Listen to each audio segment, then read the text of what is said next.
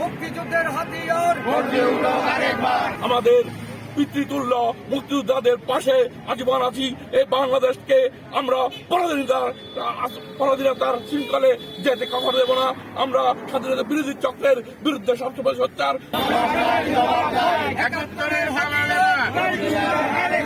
মুক্তিযোদ্ধা সংসদ 14 সব সময় মুক্তিযোদ্ধাদের পাশে থেকে এই দেশের স্বাধীনতা রক্ষার জন্য এগিয়ে যাবে।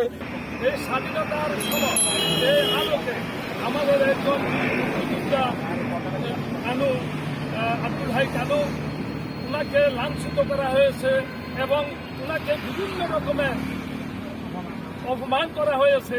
সেই অপমানের প্রতিকারের জন্য এইটার জন্য আজকে আমরা এখানে সর্বোচ্চ আদালতে সর্বোচ্চ আধিকারিকের কাছে অভিভাবকের কাছে আমরা আবেদন জানাচ্ছি যে তার যাতে সুস্থ তদন্ত করে বিচারের ব্যবস্থা করা হয়।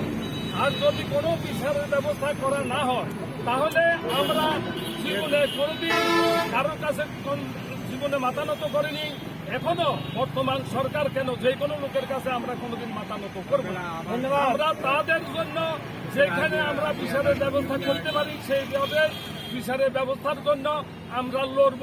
সাংবাদিক ও প্রিন্ট মিডিয়ার বন্ধুরা উপস্থিত আছেন চট্টগ্রাম উপজেলার সাবেক কমান্ডার চক্রবর্তী, কমান্ডার জনাব আবুল হাশেম,